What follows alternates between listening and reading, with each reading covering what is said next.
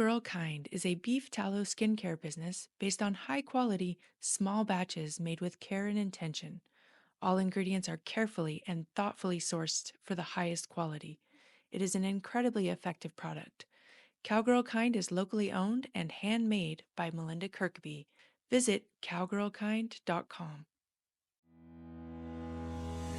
At Arena Mindset, we are empowering athletes to transform their lives by cultivating grit, resilience, purpose, and authenticity. We believe the mind is an athlete's most powerful tool, and by overcoming the challenges of mental performance, they can build unshakable confidence and achieve success in every arena of life.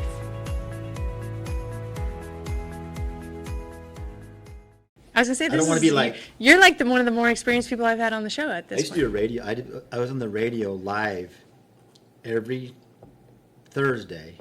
Did I do Tuesday or Thursday? I did it Thursdays. No, Tuesdays. I do have, my memory kind of sucks on certain things. But every week, it was a live radio show in the Wickenburg radio station. It was called the Arizona Roping Report.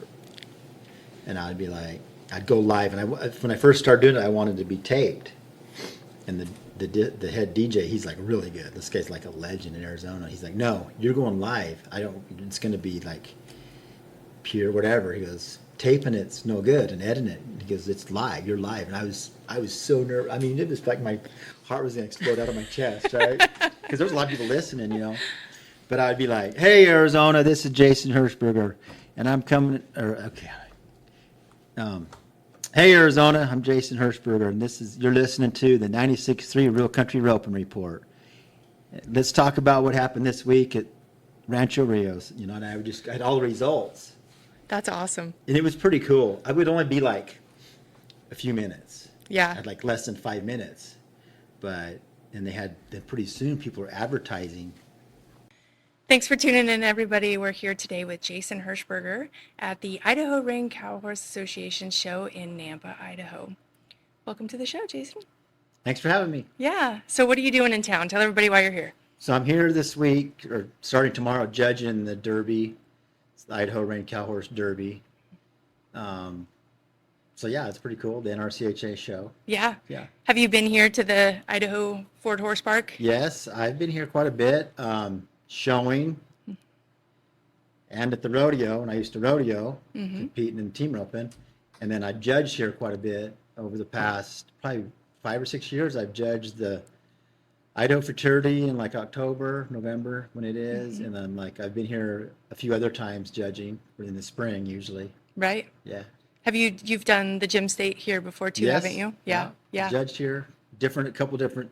What's cool about this facility is how there's different associations that use it. You guys, Idaho's so cool with the cow horse because you guys have like these little groups, but they're all like really strong. It's really cool to see that. You know, Yeah. within a state, you have individual clubs or whatever organizations, and I've thought about that before. How cool it is that Idaho has that. Yeah. Yeah. It is cool, and we even have some board members that are on both boards. Yeah, that's and pretty hardcore group of cow horse people. Up yeah, here. It's yeah. pretty cool. We have a good group in the Treasure Valley here and in the surrounding states. So Yeah. we're pretty fortunate.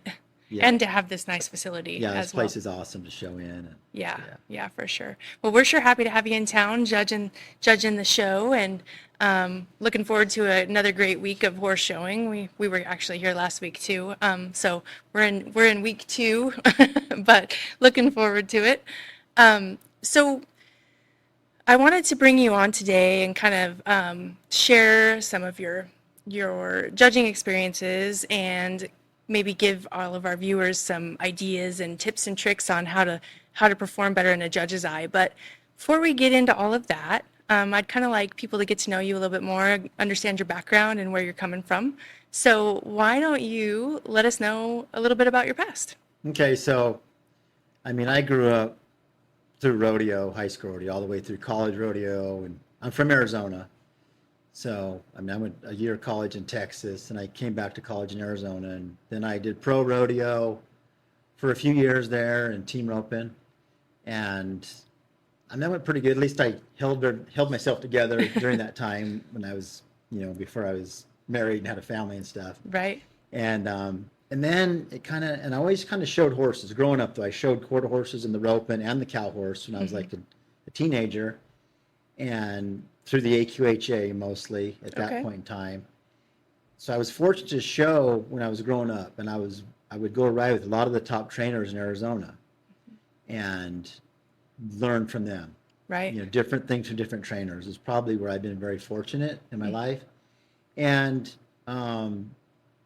so through AQHA showing, growing up, and high school rodeo and all that, and I add all that together, and all of a sudden, after I was kind of done like pro rodeo and stuff, I start training for other people that I knew. Hey, I'm gonna send you this horse. Well, actually, I took my first horse in training when I was like a junior in high school. I had a couple horses in training. Nice. Yeah, and then like my senior year, I went half a day, and I'd come home and ride my horses. So that was pretty cool. Yeah. You know, I had the opportunity for people that, I mean, I was pretty young, but they wanted me to train the horse. So that was cool.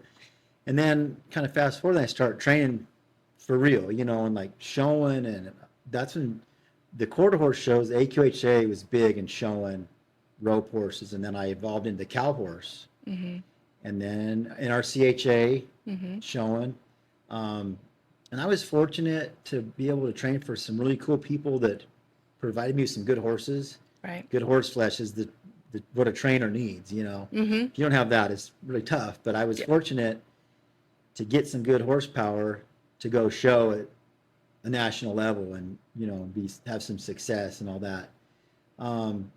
So let's rewind back to those early days. So, was your household growing up, your parents very into Well, horses? yeah, like my dad didn't train or anything, but the funny thing is, we always had horses, and my sister and I, we did like little horse shows, like blue ribbon horse shows, kind of like 4-H, but like that was a pretty, you know, we were little kids, like 5 years old, so whatever, we were pretty young. And, but then my cousin had a ranch in Colorado. We go visit them in the summer, and they roped. You know, okay, then all of a sudden I'm like 8 years old, and I'm like starting roping the dummy with my cousin in the summer. And then my dad bought me my first rope horse from my cousin. So I'm like 8 years old, 8, 9 years old, and I start roping, and my dad started roping at the same time. Oh, cool. So we learned together. And my dad got really good. You know, we worked at it hard. We built an arena at our place, and we practiced every day Nice. as I was growing up through. And so I was very fortunate that way that I had the opportunity. And we kind of, then our horse thing just grew. Pretty soon we got more horses. And then probably with the rope horses, when I was a teenager, like, you know, 13, 14, 15, my dad was pretty cool about finding like a pretty nice 3-year-old. And in fact, they were buying horses for a couple $1,000, $1,500, as opposed to what they cost now. Yeah. So he'd buy a pretty nice horse, and I would train them. And I had 2 or 3 at a time, kind of made my own horses. So I kind of this grew is up. Way back in middle school. You're I'm already like 13, 14 years old, starting your own training my own business. horses Nice. with some help, but I was lucky to go ride with other guys, Mike Drennan, David Avery, John Miller, the Arizona guys that helped me a lot to learn. And then, so that's kind of where I learned how to train from these guys. I Nice. would go ride with them all the time. That was pretty cool. I was just fortunate to have these opportunities when I was young, you know. Absolutely. Yeah, and it kind of made me who I am. You know, whether it's good or bad, that's what happened. So, you know, yeah. So then high school rodeo? Yeah, that was pretty cool in Arizona, and I mean, I had some success there and won like state and team roping and all that, and went to nationals, and that was, you know, pretty cool. And then I always had the AQHA though, because that was my influence was like showing horses. So then, like for me, like I go to the rodeos, and I mean, I had good horses because I worked at that. And I really still believe like any event, roping, cow horse, whatever. Obviously cow horse, but like roping, you know, there's a skill there. But if you have a really good horse, it's way easier. Yes. So I always worked on my horsemanship. To me, the horsemanship part of like the roping was the most important thing. That's kind of what was like impressed into me from who I was learning from. And I think I was fortunate that way because that's what I knew, you know. So then, you know, high school, we did a lot of jackpot roping. That was that's always something I've always loved to do. And yeah, so Was it always team roping, or did you do yeah, I some did tie down roping? tie down too. Back in the day, it was just called calf roping. Yeah, it sounds weird now. But to say.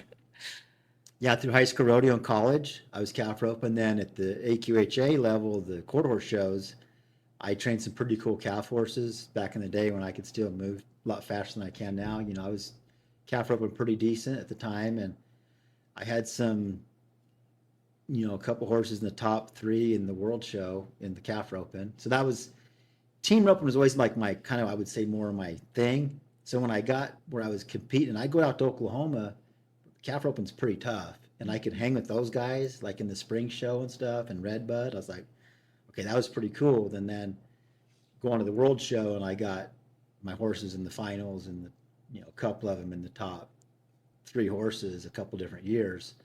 That was pretty, for me, as self accomplishment for myself that I really wanted to achieve. And so that's kind of cool. I still have in my house a really cool picture of one of my calf horses that's kind of means a lot, because that was Right. one I trained from the very beginning, Right. and he was a pretty cool horse. So One of those ones that maybe changed the directions and choices you made, things you've there learned. was a few of those horses right then when I was in my, kind of early on in my horse training career and stuff. There, I said it already, but if you have to have that kind of horse, or one or two, or I had 3 or 4 at a time in the trailer that were the ones that helped kind of shape it for me. Absolutely. Yeah. Yeah. So tell me a little bit about those AQHA shows. I've never had the privilege of participating in one, but it seemed to be, a while back there, that was kind of the main thing. So the AQHA in the roping and the cow horse and the cutting, it was big. Kind of before everything now is so specialized. I mean, you always had NRCHA and you always had the NCHA, but the quarter horse shows then, you would go to like the big circuits. Like there was the in Oregon and Pueblo, Colorado, and Sun Circuit in Arizona, and throughout the year to get the horses qualified for the World Show. And it was, to get horses qualified it wasn't easy, but that's what we did. That's what we strive for. It was like an AQHA World Championship. Yeah. And the World Show is in Oklahoma City, and it's still there, and it kind of maybe dropped, but now it's kind of coming back. It's kind of getting its luster back. Mm-hmm. For a while, it kind of dropped off, but now I think it's kind of coming back. But there for a while back in the day, I could say that because that was a while ago, Mm-hmm. and it was big, and everybody went. Like all your guys from the Northwest, your cow horse trainers, your Dan Rosiers and your Wade Rainey's, these guys were all there. And then all the guys from Arizona, I mean, everybody was trying to be at the World Show, and there'd be 80 horses in like the junior cow horse, which is like a derby. Junior and AQHA's horse is 5 and under. Okay. Okay. So the senior horses are 6 and older. So, I mean, the reining big, and the cutting, there's 60 horses in that. So to be at the Quarter Horse World Show back in the day, and you can say that, but it was a pretty cool deal. Yeah. It was the deal. So when you showed up to that, did you have a horse for every event, or did you have kind of the all-around horse? Well, that's a good question, and I kind of would say I'm kind of like an all-around guy because I did the roping, and then the cow horse, and then I got into cutting, and pretty cool. In one year, I'm pretty sure I'm the first roper that made the finals in the cutting. It was a junior cutting. Horse was 5 at the time, and they had these really cool things at the World Show for the audience. These headphones, and you could get one and put it on, and then they had like guys commentating the finals. Oh, no way. Yeah, it was really cool. That's cool. And they're talking about in the finals and the cutting, and there's like all these top cutters. I mean, all the top guys are there, and Phil Rapp and all these guys that have won millions of dollars, and they're like, so and so is coming in on, and he's a $3 million rider, and this horse won $80,000 last year in NCHA, and then it was funny because my mom and dad were there, and my dad had the headphones. He thought this was pretty cool. And he said, yeah, it was funny when you came in, they're like, Jason Hershberger, well, he's got, had like at the time, like 5,000 or 6 in NCHA earnings. And they're like, and then the commentator guys are like, he showed this horse last year here in the cow horse. Because one of my cow horses that I transitioned into cutting, and his name was Chica Starlight. He was a smart Chicalino's son. He was a cool horse. And they're like, this guy's, he's also out here he's a roper, you know? So it's kind of cool. I was like the first roper at the World Show to make the finals in the cutting. Oh, that's cool. So, but I really wanted to branch into the cutting and the cow horse. So I really worked at it.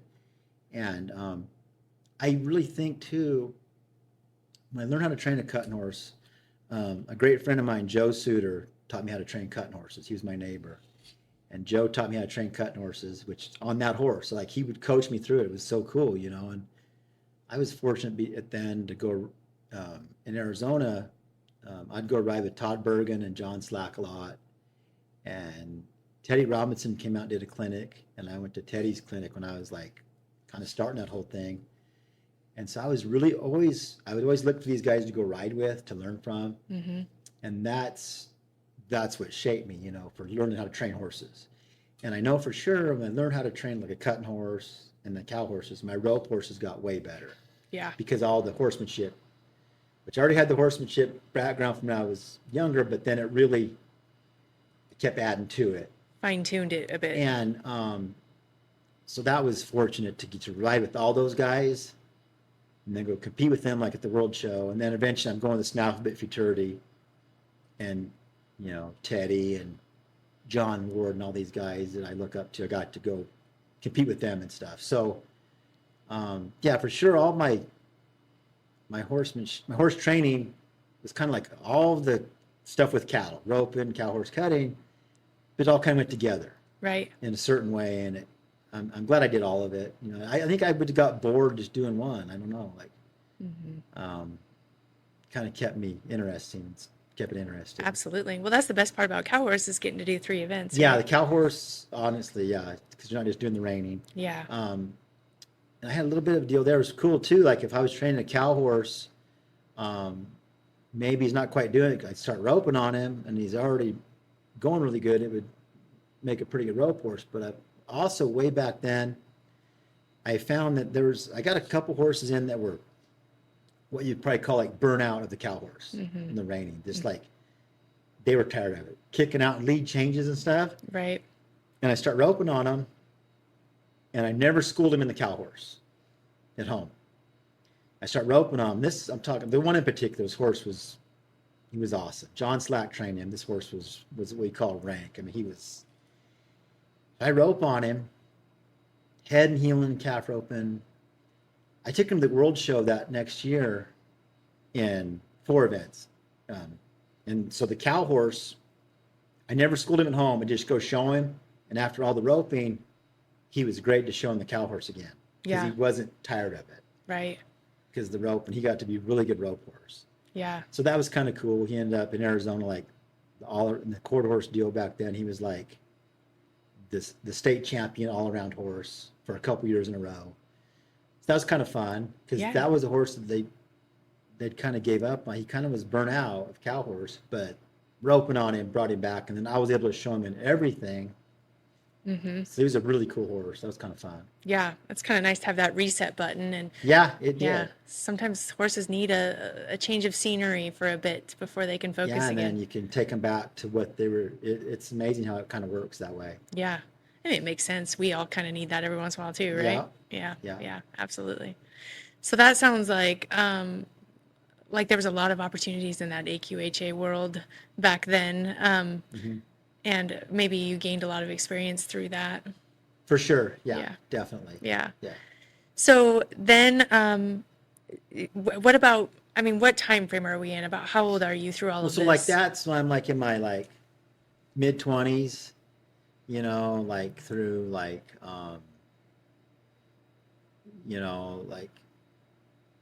30, you know, like, so I'm like, I'm not gonna tell you how old I am, but I might have to, you know. People know how, you know, I can date myself, but like, because I have my oldest son's 27, so right, yeah, you know, you kind of give that away. Yeah. He just turned 27.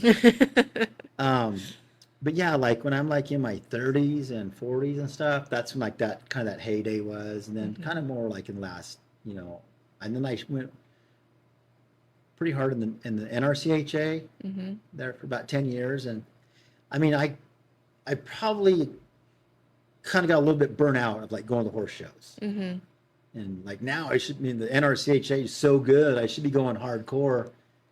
And I've got a couple 2-year-olds I'm training now, kind of getting, maybe I'm going to come back to showing. But honestly, I was probably a little kind of burnt out. Yeah. Just going. And Yeah. I like being home now. Yeah. You know? I feel like the older we get, the more we like Yeah. that. And, you know, but probably what kept me home there quite a bit there when my boys were teenagers in high school, I was still training horses, but I wasn't going showing that much. They were doing high school rodeo and junior rodeo and stuff and horse shows. So honestly, I enjoyed just hauling them around. I didn't want to miss that. Right. And they wanted to do it. So that's what I did there for the way my boys are spread out in age is like 10 years. I mean, yeah, I was still showing and training, but not as much. Right. Maybe they took priority for a few years. Kind of, yeah, you know, and I'm not, whatever. I'm fine with it because that's what I did, you know, and I'm not like looking back, I wish I would have went to this horse show. Right, yeah, no. Because, I mean, there's going to be another horse show next week. You know, Yeah. if I want to get going again to horse showing, they're there. They're there, yep. And I kind of do a little bit. I'm kind of motivated on some young horses that I'm training right now. So that's cool, but yeah. So in what time frame were you really kind of focusing on the PRCA and the real... That's like when I was like in my 20s, like low 20s, like 21, you know, to 25, 26. And that's about when I got married, about 26. Right. 25, actually, probably when I got married. So, and then I still rodeoed after we were married. But when we started having kids, I kind of didn't, I still went to some, more like what they call like your circuit rodeos, like close to home. But I didn't want to leave for like weeks at a time. And what's funny is after I kind of like stayed, what you call like stayed home, going to circuit rodeos, I almost did better. Like had you know, some big wins like at the Dodge Circuit Finals and stuff. Nice. And team roping. And it's like, man, we should be going for the NFR now because we just won that and stuff. But it's all good, you know, because it was all stepping stones. And it was like, you know, I really believe in what God's plan is for us. And I think now that I'm older, I realize it. When I was at that age, I didn't realize it when I was in my 20s and 30s and even probably like 40s, like 10, 15 years ago. But now I'm like, this whole life is like been planned out for us. We don't even know what it is, but now I've like realized it. Right. So that's for me. I don't even look back. I'm like, man, that was cool what we did, and I might do it the same way or whatever, you know. But so yeah, I really kind of, because I've seen so much happen lately that was like not my idea. It happened. I'm like, wow, that was cool. That was supposed to be for me, for my family and stuff. Right. So, Yeah. yeah, but the rodeo stuff was cool for a long time, and then just like driving all night and all that was kind of crazy, but I can still do that. But like, it's like, you know, for a while when you're young is okay. But Yeah. That's kind of a young man game. yeah, I'm over that. For sure. So you're still training quite a lot of rope horse futurity horses though, right? And Yep. competing in the rope horse futurity world. I am, yeah, and I'm kind of like same thing. I'm kind of getting like rejuvenated for that too. I've got a couple really cool futurity rope horses right now. I'm gonna go show them in a few weeks at a really big one in Utah. And so that's pretty cool. And then my cow horses are only 2-year-olds, so maybe you'll see me next year at some futurities. We'll see. Nice. Yeah. So tell me a little bit more about the rope horse futurity world. I mean, it's been around for a long time, but it seems like it's really evolved in the last, 5 to 10 years? Yeah. So, of course, we had the AQHA for years, but that was just only judged. So the rope horse futurities now, and Jay and Lindsay Wadhams, it's their brainchild, their baby, call it whatever, but they've made it. It's really cool what they've done. And Jay started it longer ago than how it's really taken off in the last 6, 8 years, 5 years. Going back like 15 years, he started it, and it didn't like take off, but it did kind of to some of us that knew about it, because he had some of them, and they were really good in the very beginning. And then I think he was trying to get the sponsorship and stuff, and then it came back like 5 or 6 years later to now.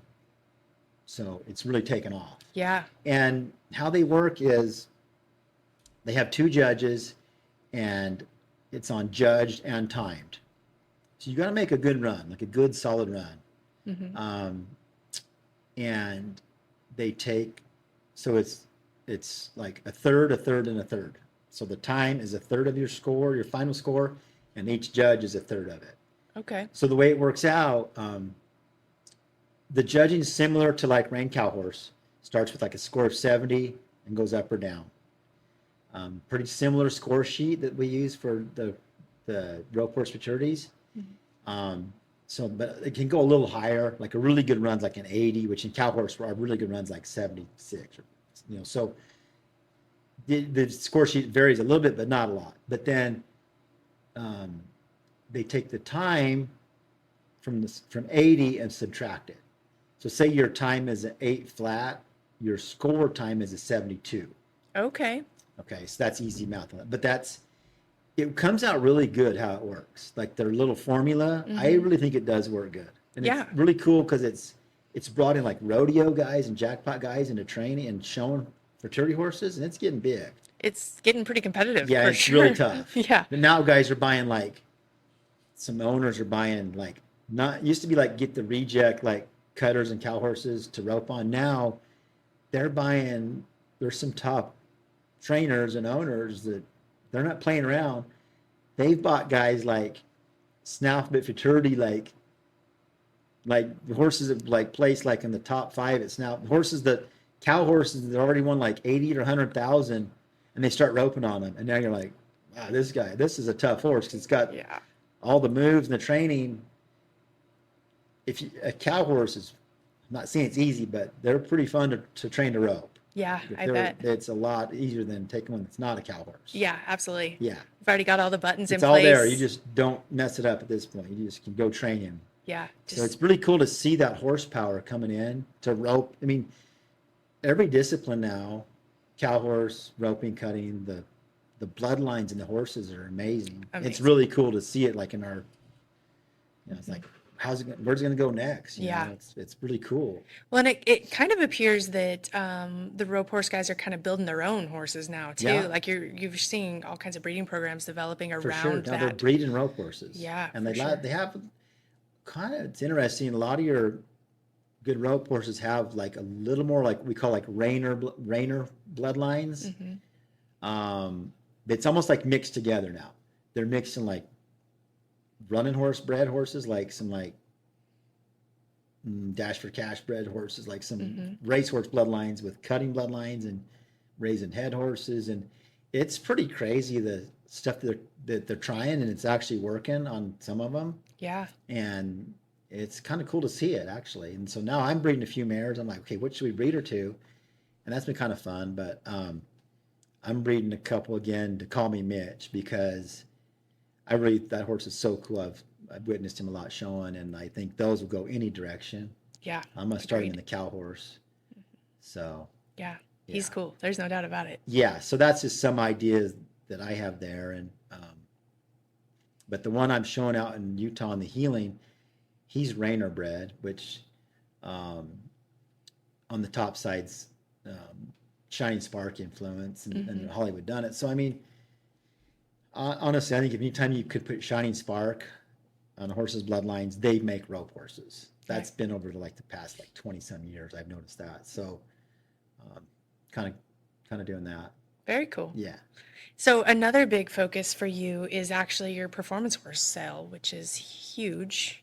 Yeah, that's my little idea, brainchild. Like 20 years ago, I'd been going like the Snout Bit Futurity horse sale and the Reigning Futurity horse sale and watching these horse sales, and I'm thinking, okay, there's a need for this in Arizona.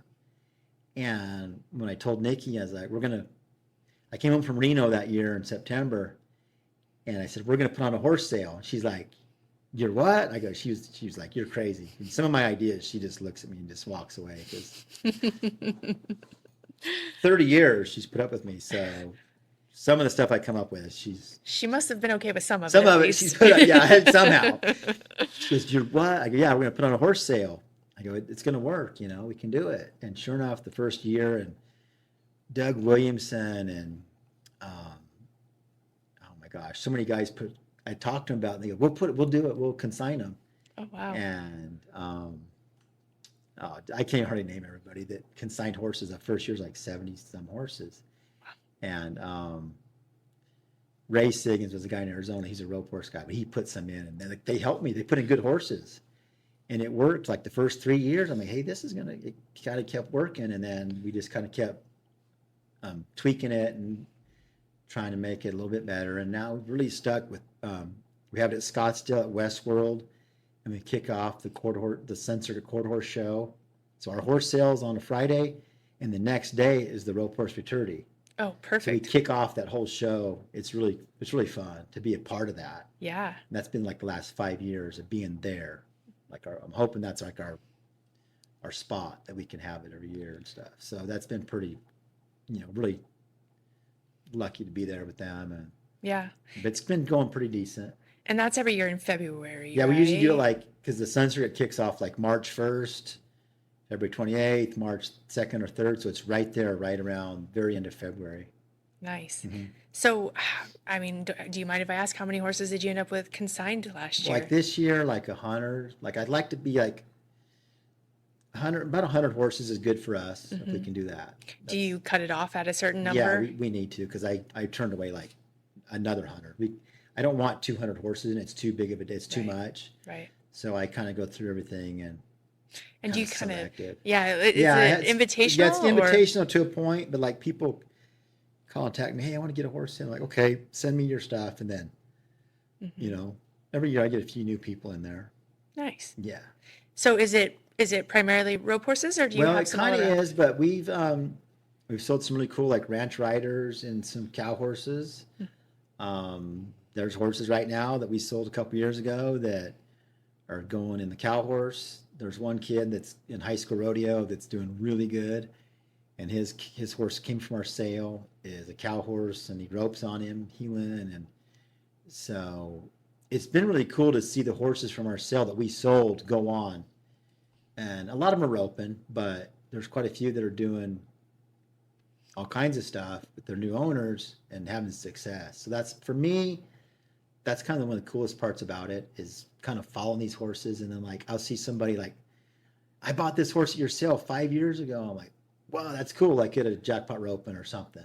Right. Or, and that's what's kind of cool for me to, whatever you want to call it. It's kind of neat. I'm sure it's rewarding knowing that you're helping get Yeah, horses in the right homes. It's kind of and- cool to think that we've sold, a couple thousand horses or whatever, and they're all, not all, but a horse is a horse. Sometimes it doesn't work out. But Yeah, for a sure. lot of them have really done well. Yeah. So Yeah. that's kind of cool. That's very cool. Yeah. Yeah.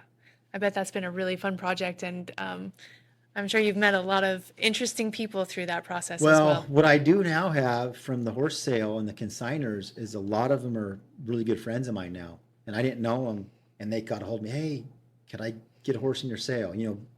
8-10 years ago, whatever. I'm like, yeah, and now some of my closest friends are from our horse sale consigners and people that help me put on this, our ring crew and our auctioneers and stuff.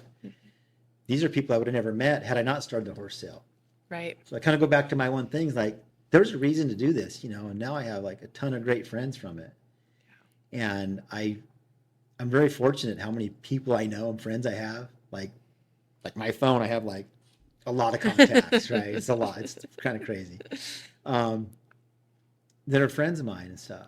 Yeah. So The horse community is Yeah. tight knit, no doubt. yeah, and that's really cool about it is one thing is the people that we know from that and stuff. Right.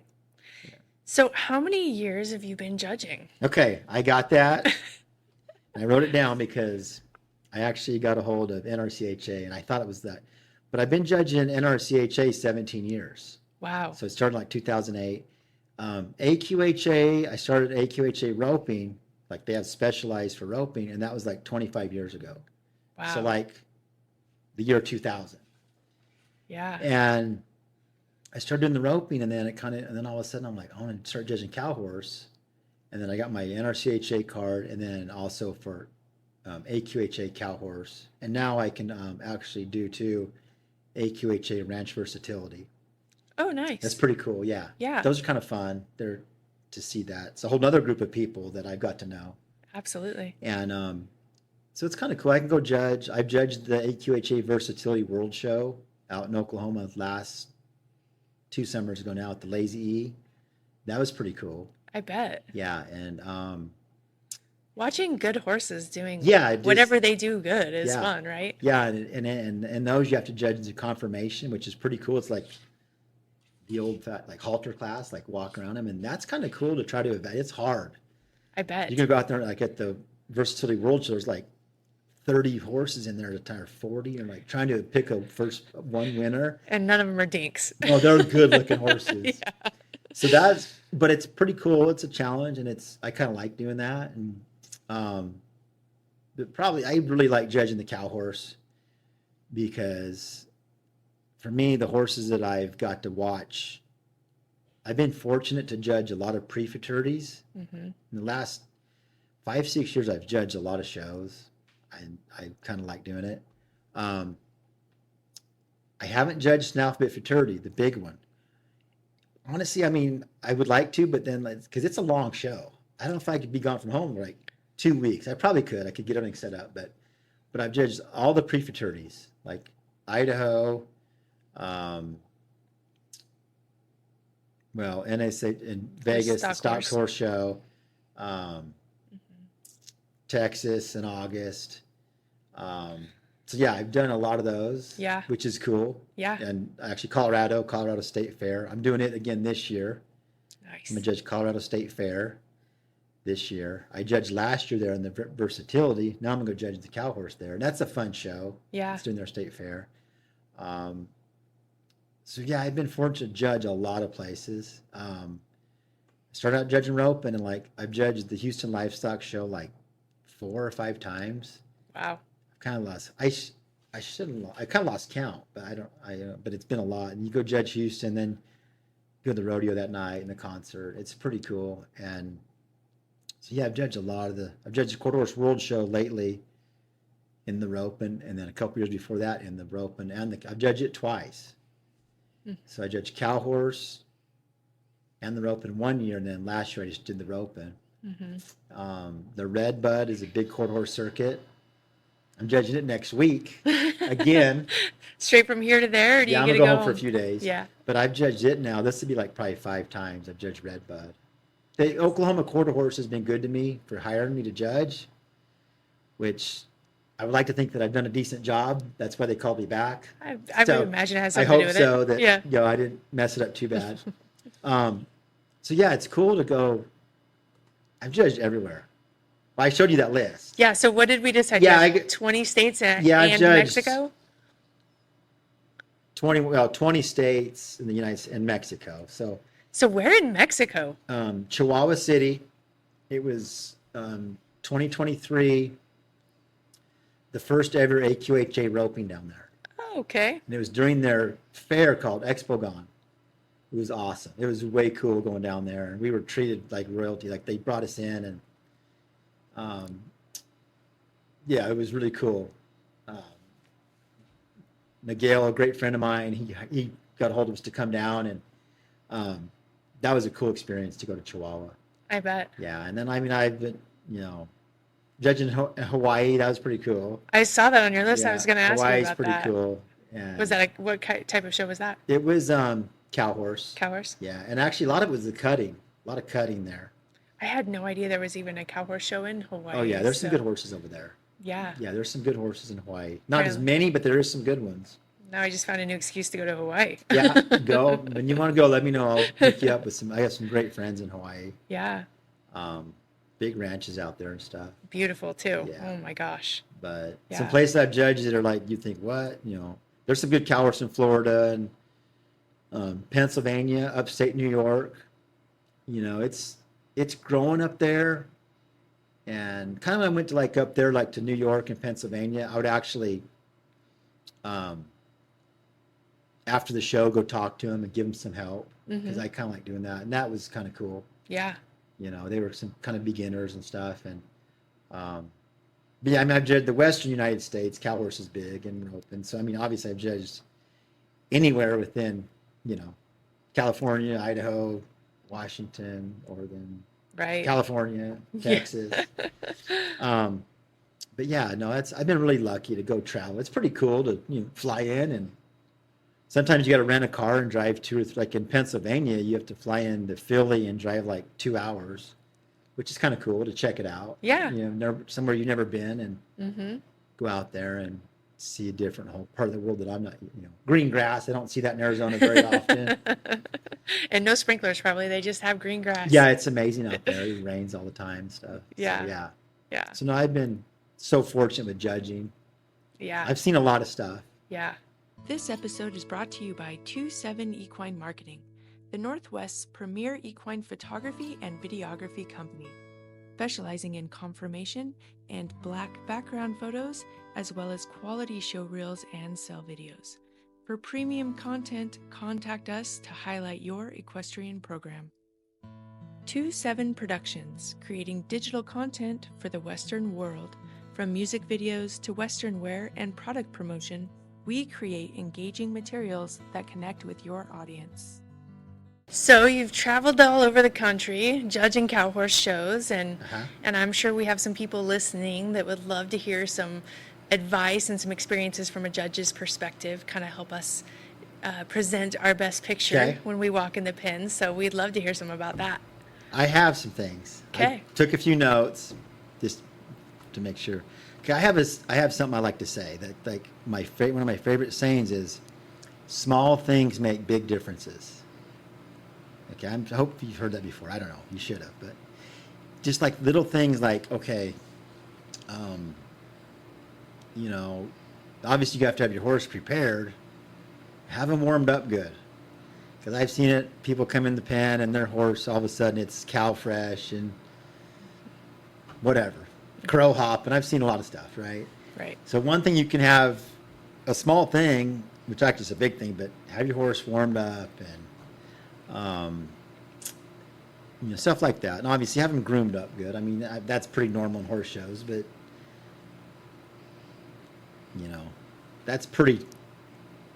that's nothing I should have to tell anybody. They kind of know that, but okay, I got a pretty good one. I got a couple pretty good ones. Going to being prepared, okay. So Bob Avila and I were judging in Tennessee, and Bob, we lost Bob this last year. Bob was a great mentor to me. He was amazing. Training horses and judging. When I got to go judge with him, I've judged with him a couple different times, and it was awesome hanging out with him. So we were out there in Tennessee judging, and it's about the fourth day of a big show. There's a lot of entries out there. And we're like in the non-pro, it might have been the fence where non-pro bridle or non-pro boxing. I don't remember for sure. But this guy comes in the arena, and it's like, it's 5 o'clock in the evening by now, and we're like, okay. And this guy comes in and starts his pattern. He has a yellow shirt. I don't know if you know this. That's bad luck. I mean, that's like, well, you're not going to find me with no yellow shirt. I've heard that many times, actually. Okay. Yeah. But, which I don't know. If you have a yellow shirt, I'm not going to tell you not to wear that, but I wouldn't wear it, but you can try it. But this particular guy, I'm going to tell you what happened. So he comes in there, and by now, like, I'm kind of bored, and I tell my scribe, I go, this is going to be bad. And she's like, what? I go, just wait. I'm just joking around at this point. Yeah. Because I'm like trying to keep myself awake. And sure enough, this guy starts going, and I think he got through his rein work, I think. I don't even remember for sure. But anyway, starts working his cow, and he didn't have his saddle tight, and he fell off. Oh, no. He fell off pretty bad, too. Like, he didn't get hurt, but, like, it was saddles under his horse. Kind of a pretty good wreck. The horse go run around like a... Oh, yeah, a little bit. Oh, yeah. But didn't tear it up. But it was like a no breast collar. That's something else that I'm pretty... Now, I've seen top trainers show without breast collars, but I'm probably going to have one on, And it was so funny was Bob and I are sitting, he's down there like 20 feet away. He's far away. We both lean back on our chairs like this. And we're like, yellow shirt. Like, at the same time, we comment that the guy's bad luck, and then he fell off, was because he wore a yellow shirt. And like our brains registered the same thing at the same exact time. I'm like, okay, that was cool. That's so funny. So, now I don't think it was the guy's yellow shirt, but the fact was he didn't have the cinch tight. Yeah. So like make sure your equipment is right. Tighten your saddle up. I mean, cinch them up. When you're turning a cow, that thing, you don't want it just like snug, like you're warming them up. Right. You got to tighten your saddle down. And because I've seen that before, but this particular time it really stuck out because I was judging. And so that's one of the variables you have control over. Right. When we're showing, there's variables we don't have control over, like what cow's going to come run out of the gate or how the ground is. If a bird flies right through your pattern when you're loping the center, some stuff can happen, right? I've seen it all. But tighten your saddle. Your hobble strap from your front cinch to your back cinch is hooked good, so your rear cinch doesn't go on your horse's flanks. Flank strap. Because they'll buck you off, that your head stall is connected to your bit really good. I mean, like I hate Chicago screws. My stuff's all tied on, really good. Because I don't want my bridle falling off my horse, So little things like that. That's my thing, going back to like the small things make big differences. Right. Your equipment, you have control of that variable. Make sure that's all secure. Your saddle, your head stall. That your hat's going to stay on your head. I know girls have to use hairspray and all that. It's a mess. If it's not, get a string, do something, keep that hat on. I've had some embarrassing situations with that. And you know what I've resorted to is toupee tape. Okay, whatever you your gotta forehead. do, Yeah, keep it toupee on. tape. But when I was at my cousin's ranch when I was a kid, and I just can remember, like, I was probably not even 8 years old. And he said, we're out gathering cattle on a big pasture and stuff. And that was more when I was a little bit older. I was probably a teenager because I would go there every summer. And he said, if your hat falls off out here, your head better be in it. And I was stuck with that. And I use that. And like my boys, my boys, they roped a lot and cow horsed a lot. And they've never lost their hat, because that was my saying to them. If your hat falls off, your head better, and they're cinch their hat down. So little things. Now, if you lose your hat, I'm not going to hold that against you, but Right. it just takes away from the appearance of your run. I mean, have you seen it before? Someone stops in the center, and they back up over their hat. Like they got like a $500 hat or $800, whatever they pay for their hat, and you just walk your horse. So I'm like, no, go around. It's not worth it. Right. So, yeah, I've seen that a lot, actually. Like, they lose their hat on the last stop and then back over. And back over. Why'd you do that? Or they lose it on the first run down and go back. Yeah, run it right over. How about change your course a little bit? Or their horse spooks at it. Yeah? Yeah. That's a big one. Yeah. So that's a variable you have control over, that your horse spooked your hat that you lost, 45 seconds earlier in your pattern. That was your fault. Yeah. So that's one of the things. So yeah, I just really think that your equipment. Okay. What else do I have? Okay. This is pretty cool. I was judging in McCook, Nebraska, and it's a really small indoor arena. It's a pretty cool little arena, but I'm sitting right on the center line. And by now, if you're showing in cow horse, you need to learn the markers, the penalty markers. So that's where I'm going to probably get into, like, get a trainer, get some help. You can't just go at this thing blindly. It's dangerous, number one. And go learn what you're supposed to be doing. Read the rule book. You'd be amazed how many people they're out there showing, they never even read the rule book, that they're the discipline they're showing in. That's like step number one, right? Yeah. So do your pattern correctly, which is your markers. Get past your rundowns, past your end marker, so the judge doesn't have to give you a 2-point penalty. Yeah, that's because you're a just big killing one. yourself. Yeah, it's a big one. And you'd be amazed. We judge like some shows and beforehand, and we talk to them, and like the high school finals. And these kids there's some kids that are awesome now. Yeah. It's tough, but there'll be some that they don't pass the marker. I'm like, guys, we just talked about this, in the meeting, but whatever. But so this one time I'm in McCook, Nebraska, non-pro bridle, and must have been the first horse was off the center by a good 10, 12 feet, loping through the center pattern. And I'm sitting in the center. I'm looking straight across at the other red line.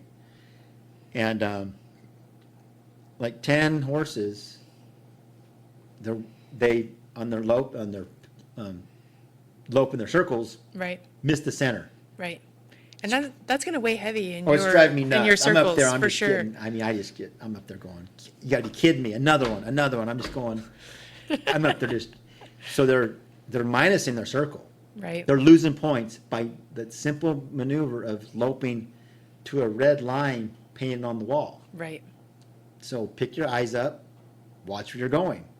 That's like, for me, that's like cow horse 101, reining 101. Look where you're going in your pattern. But I think what happens to people, they get so nervous, they just freeze up, I guess. Yeah. Yeah. Okay, I mean, from a non-pro standpoint, that's what I'm assuming. But if I can tell you, just look up in your pattern, look where you're going, hit the center. Because your judge is sitting there going, what? Another one. And you're minus that circle. Right. Minus whatever, half, one, whatever. Because those variables like that and then running past your stop, you have control of that to not lose points on that. Yeah, for I mean, sure. you can go down there and have a terrible stop, but you're still not going to lose 2 points if you go past the center. Yeah. Okay. Or you could have a huge stop and still Lose lose all 2 of it. points. So anyway, so what I did at that show, I'm sitting there, and, man, and then the next class is youth bridle. So I walk down there to the kids that are all getting ready. There's a good group of kids, 6 or 8 kids at least, maybe 10. And I said, okay, guys, come over here. We're going to have a little meeting.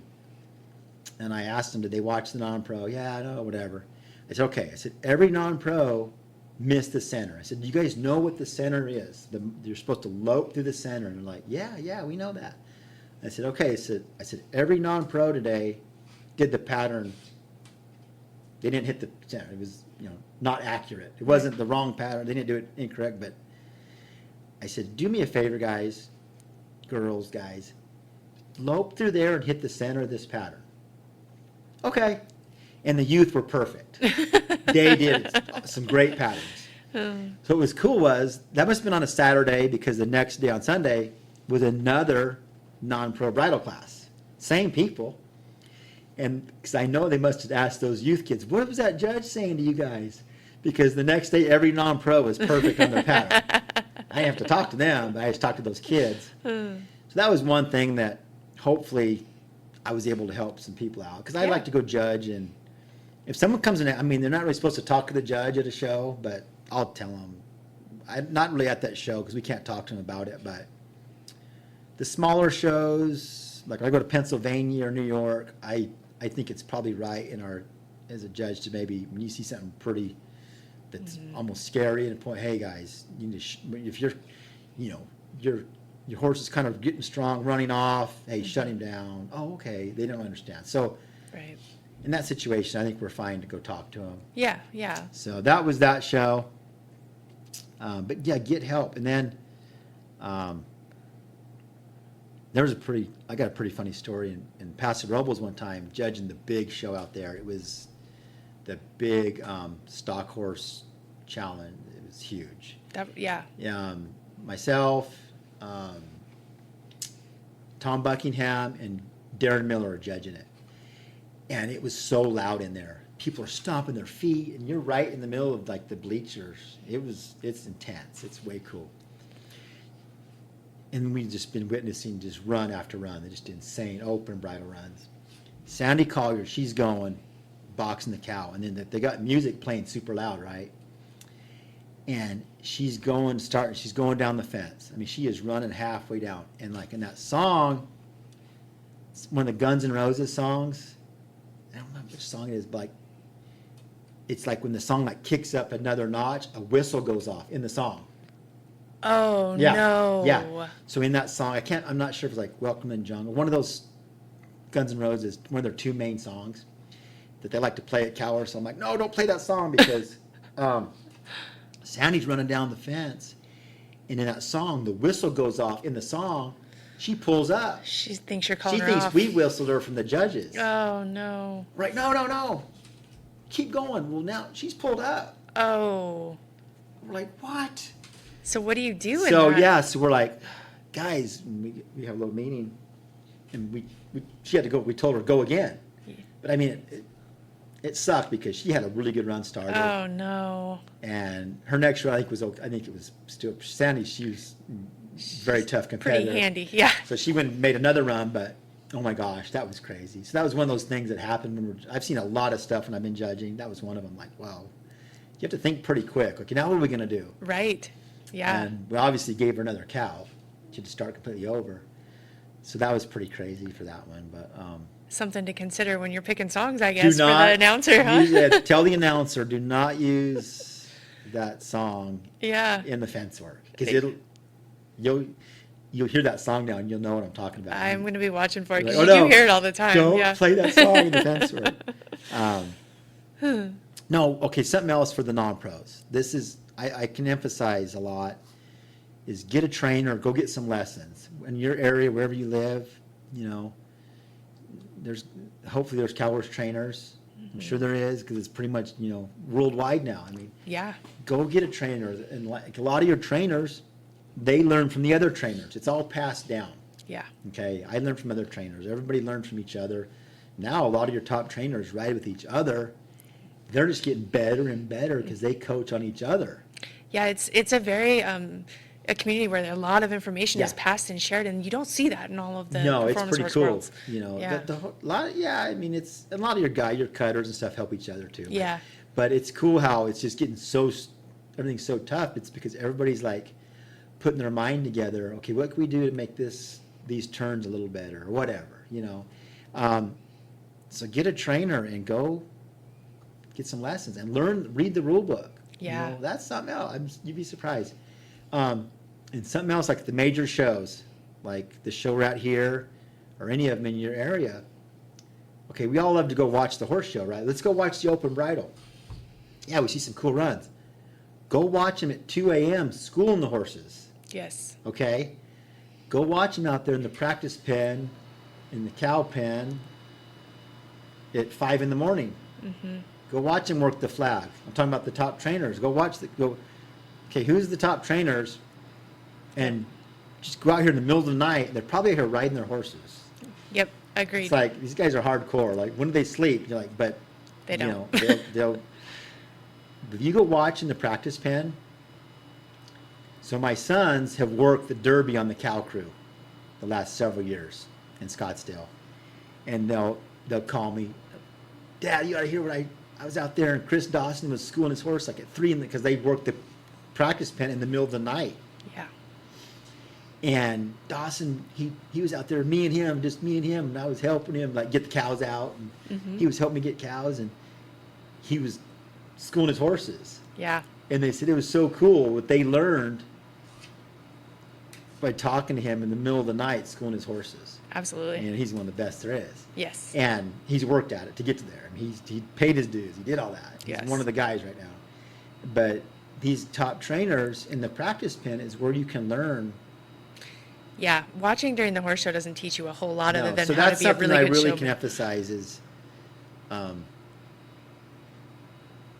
go watch them schooling their horses. That's where it's at. Yeah. And then go watch them the show and go, okay, I watched him school that one last night. That's cool what he just did today. Right. So Yeah. that's something that I think is probably very important. Agreed. Yeah. Yeah. And There's a don't, lot. okay, if I'm judging you, not just me, who's ever judging you, okay, I hate U-turns on a cow. You know what a U-turn is? The swing of the hips. Yeah, okay. Yes.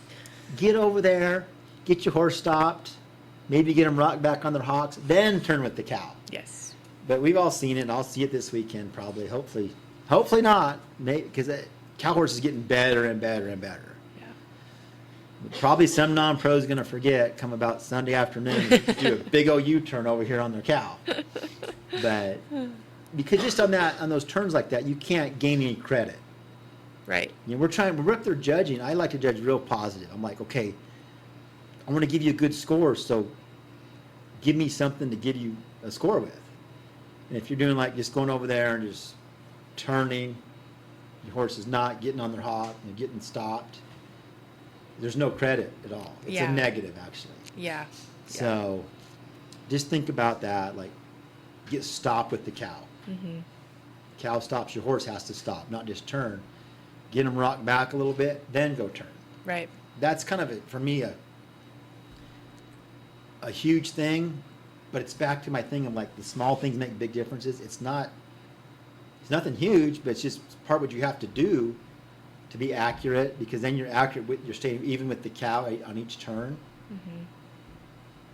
That's something that. When you're not bumping your cow and making it run harder and getting behind and. Yeah, and watch your cow. It's probably the biggest things too, is really watch them and help your horse read the cow. If you're paying, Mm-hmm. don't look at your horse. That time you take your eye off and look at your horse, your cow goes that way and your horse goes that way, you're not going with them. That's when you fall off or Right. be grabbing leather. Yeah.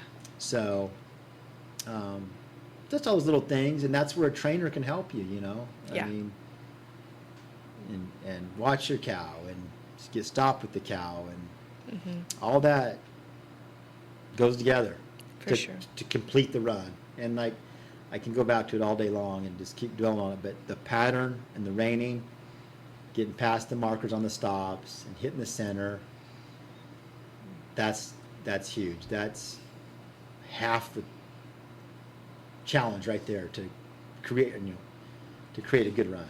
Yeah. Yeah. Yeah. Precision. I mean, this sport that we do is all about precision, right? Right. It really is. There's a very specific pattern. If you read the pattern, it is a very specific outline of exactly what they want you to do. Right. And the more precise you can be, the better you'll score. Exactly. Yeah. Hit the pattern just right, and precision in the reining, and then in the cow work, that variable, that cow, you're not sure what that cow is going to do. Now you can control it by if you put your horse in the right position, but also going down the fence can be dangerous. Yeah. And I mean, you've seen some bad things, and that's something to keep in mind too. When you start running a cow and you're going down the fence, you should have a little bit of fear in you, just a little bit, not a lot. You can't be scared out there, but if you're running and your horse isn't rating or checking off when you pick up the bridle reins, hey, that's a problem, because if this cow cuts in front of you, it's going to trip your horse, and Right. endo rens, the last thing we want to see happen to anyone, so having control of your horse Running is straight. huge. Yeah. Running straight, not leaning in and Exactly. hanging on a cow. And that's where a good trainer can help you get your horse standing up. I did some lessons yesterday, some high school kids that they're doing really good, and in the last 5 months they've progressed a lot. And I was having them run up alongside the cow and shut their horse down, and Yeah. it's called rate for dough, turn for show. Yep. Okay, we want the horse to rate. He's got to rate. So at home, run up there and shut him down straight, stop him. And then you go to the show, run up there, and then you're gonna turn the cow. But your horse is gonna be listening to you, paying attention when you need to shut it, pull him off a cow or something. Mm-hmm. Yeah. So that's huge to Yeah. have control of your horse. Yeah. Yeah. All great advice. Yeah, it's common sense, but it's nothing I dreamed up. This was our forefathers thought of all this stuff. Yeah. I just was able, to witness it and kind of learn from it. Yeah. Yeah. Yeah. All boils back down to that horsemanship for sure. And I think that, we kind of touched on this. I think a lot of people just walk through those gates and kind of lose that mental presence. And that's hard. I can speak from experience. I've checked out more times than I want to admit. Do you have any advice on that part of it?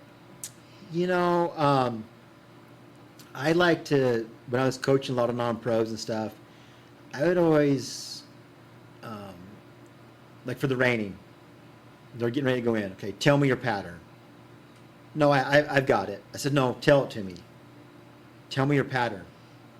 big, fast, small, slow, changed, right, big, fast, small, slow, changed, run down. Okay. I think something like that, if you can just tell it to yourself, if you don't have a trainer right there at the back gate, talk yourself through it. Okay, and you just focus on yourself, you know. You don't got to watch everyone else. Just get your horse warmed up. You know, I like to have my horse before I go show, jog him around, get him framed up, get my horse thinking with me. Mm-hmm. Hey, come on. But go again. Go watch the top trainers getting ready. Yeah. Are they sitting over there drinking a water, talking to their whoever? No. They're focused, getting the horse jogged around, getting ready, and they're thinking about their run. So if you're a non-pro, okay, what's this guy doing? This girl, this top trainer. No, they're mentally prepared. So go through your pattern in your head, tell it to yourself. For me, that's what I do it too, you know. Tell it to someone else. Hey, I want to tell you my pattern, you know, to your whoever. Mm-hmm. And I think that would help your mind a little bit. Just these little things would help yourself. Mm-hmm. Because I know that used to work pretty good. Like, yeah. One year my son at the Youth World, I'll tell on him because it was kind of funny. He already had done really well out there. I said, tell me your pattern. He goes, I got it. I'm like, okay. He then went the wrong way. Oh, no. Yeah, in the cow horse. And he learned from it because he bounced back and, you know, but yeah. And I won't tell you which son it was. That way you can't. But that was just one of those deals that I should have said, no, let's slow down here. But he'd been having so much success showing, yeah, I'm fine. Even the top guys still have to go through that pattern and think about, okay, 3.5 spins left, 3.5 right. You know, you think about that pattern in your head. For me, that would be the thing to help me maybe calm my nerves a little bit before I went in. Yeah. And then it's okay, I got it. I know what I'm going to do now. Mm-hmm. You know, I don't know what else. But that's probably one of the things, I guess. Yeah. And then, you know, just get out there and keep going to some shows.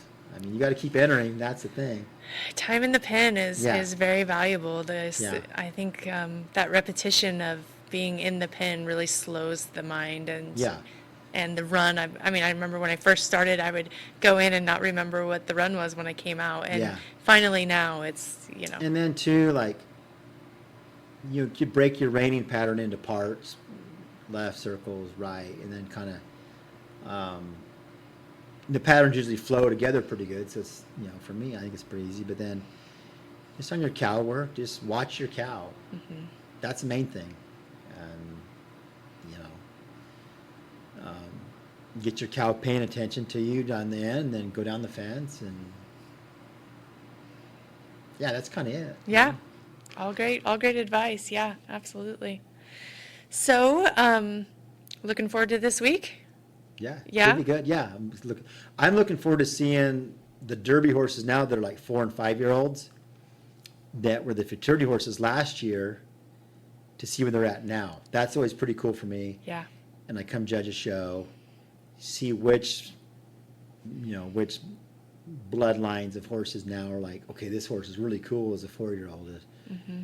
I mean, you got Mitches and Metallic Cats and Stevies, all these different horses that we're all seeing now. Wow, you know, some cool horses, Scooter Cats, all these new up and coming stallions, and then see which of the old stallions are still throwing out good offspring. Yeah. So it's kind of cool to see that, you know, and yeah, so I like to see good horses. So that's what I'm hoping for, is to see some really cool runs. And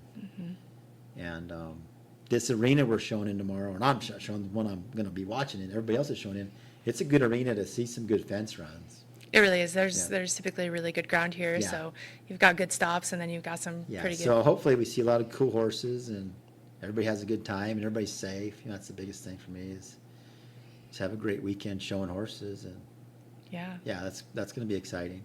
Yeah. For sure. Anything else you want to cover? I don't think so. Okay. Well, that sounds great, Jason. We sure appreciate you being in town to judge and spending some time with us before the show kicks off tomorrow. I know you got in today and had to make special arrangements to be here with us, so we sure appreciate it. You're welcome. No, it's all good. I'm glad to be here, and thanks for having me. Absolutely. Well, thanks everyone for riding along, and don't forget, use more leg.